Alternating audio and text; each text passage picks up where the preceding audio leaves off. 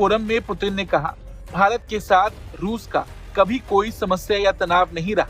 उन्होंने भारत रूस के पुराने और खास रिश्तों पर जोर देते हुए कहा कि सोवियत संघ के समय से ही रूस ने भारत का साथ दिया है और भारतीय लोग इसे याद रखते हैं।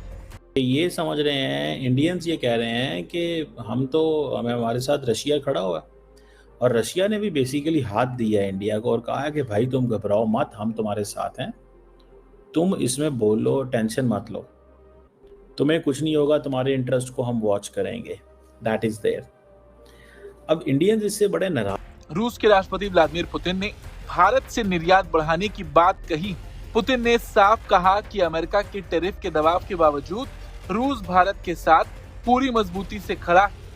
उन्होंने कहा कि रूस भारत से और ज्यादा कृषि उत्पाद, दवाइयां और फार्मास्यूटिकल जो इंडिया वेलकम कर रहा है पुतिन को कि हमारे मुल्क में आए, तो वहाँ पर जो डिफेंस डील हम लोगों को नजर आ रही है वो SU-57 एंड S-500 की नजर आएगी, जिसने कह लें कि इंडो पाक वॉर में बहुत ज्यादा भारत का साथ दिया था। और इंडिया वैसे भी चीजों की वजह से मेरे ख्याल से हमारी क्रेडिबिलिटी जो है वो बड़ी है।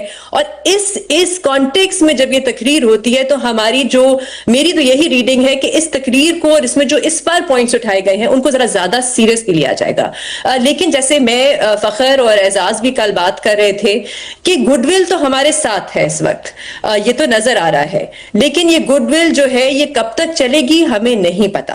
हमें नहीं पता कि आगे जाके अमेरिका के साथ हमारे ताल्लुकात कैसे होंगे, क्योंकि एक बहुत पीछे होना शुरू हो गया। अब इंडिया बहुत सारा डिफेंस इक्विपमेंट रशिया से नहीं खरीद रहा।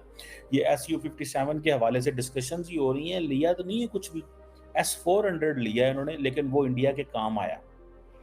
That is an Indian perspective कि वो हमारे काम आया। हमने ये भी हाल ही में भारत और पाकिस्तान की जंग के अंदर देखें, इंडियंस अफोर्ड कर सकते हैं।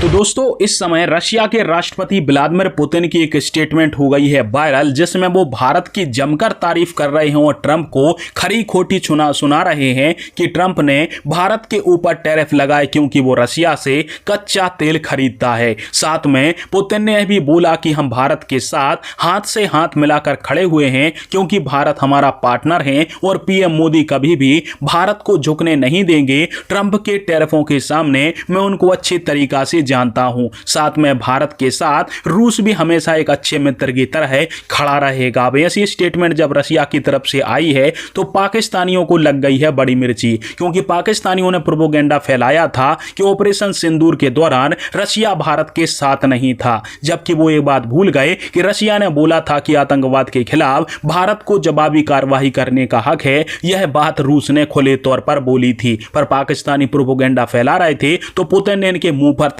फोरम में पुतिन ने कहा, भारत के साथ रूस का कभी कोई समस्या या तनाव नहीं रहा। उन्होंने भारत रूस के पुराने और खास रिश्तों पर जोर देते हुए कहा कि सोवियत संघ के समय से ही रूस ने भारत का साथ दिया है और भारतीय लोग इसे याद रखते हैं। उन्होंने प्रधानमंत्री मोदी को अपना दोस्त बताया और कहा कि उनसे बातचीत और सहज होती।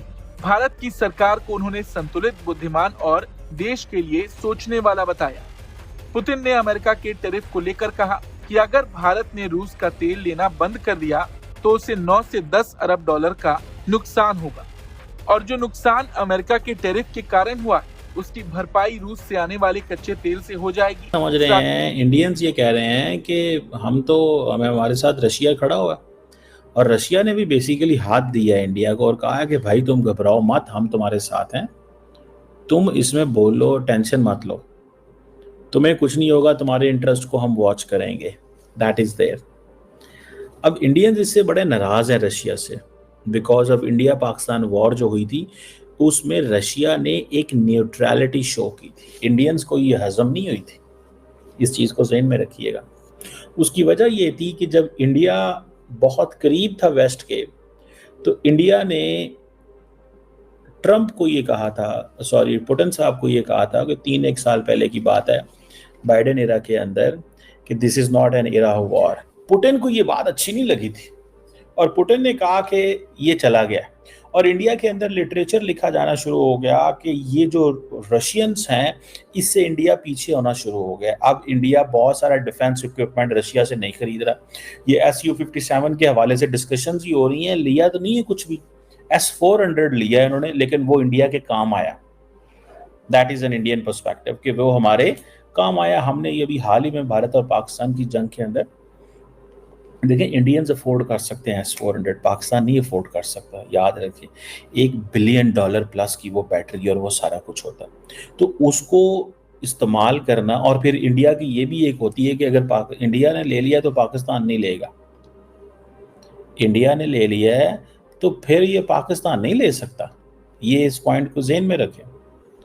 तो रशियंस नाराज थे। अभी रशियंस ने दोबारा ये महसूस करना शुरू कर दिया है कि जो स्टेप बाय स्टेप इंडिया हमसे पीछे हो रहा था, दैट वाज देयर। ठीक है, हमसे पीछे तो हो रहा है, लेकिन अगर मुश्किल वक्त आ गया तो इंडिया खड़ा हो गया। और वो ये समझते हैं कि ये जो सारी की सारी जो सिचुएशन है, दैट इज देयर। मुझे जो चीज़ नज़र आ रही है, बहरहाल ये एक फैक्टर है, मैं तो इसको देख रहा हूँ और इसीलिए उन्होंने कहा है, ठीक है जी, कि जनाब ये तो जो इंडिया वेलकम कर रहा है पुतिन को कि हमारे मुल्क में आए, तो वहाँ पर जो डिफेंस डील हम लोगों को नज़र आ रही है वो Su-57 एंड S-500 की नज़र आएगी, जिसने कह लें कि इंडो पाक वॉर में बहुत ज़्यादा भारत का साथ दिया था। और इंडिया वैसे भी चाहता है कि उनका जो डिफेंस सिस्टम है वो बहुत ज़्यादा स्ट्रॉन्ग हो और बहुत ज़्यादा जो डिफेंस की मशीनरी है उनके पास अवेलेबल होनी चाहिए।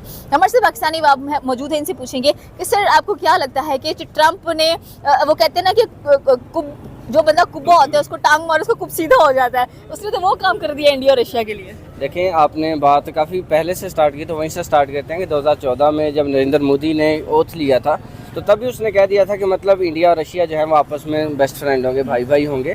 तो डेफिनेटली ये बात हमें आने वाले 10 साल में, 11 साल हो चुके मेरे ख्याल, उसके अंदर हमें नज़र भी आई है।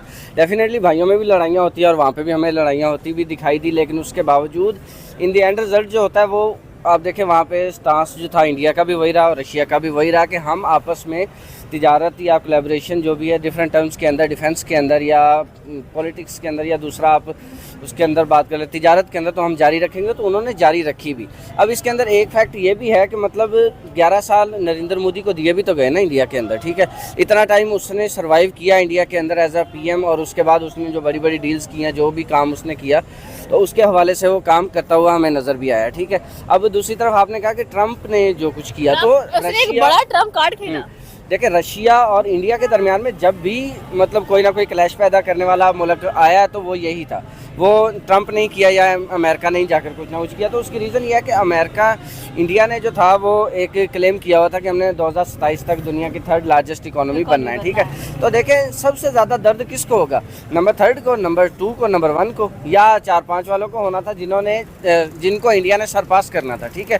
तो साफ ज़ाहिर है वो दर्द अमेरिका को भी था कि मतलब आज ये मेरे ख्याल जापान और जर्मनी को सरपास करते हुए इंडिया 3rd नंबर पे पहुंचने वाला है 2027 में। तो अमेरिका को क्या डर है कि आने वाले दिनों के अंदर ये हमें भी सरपास करेगा। हमें मतलब 2027 तक इंडिया का टारगेट है कि हम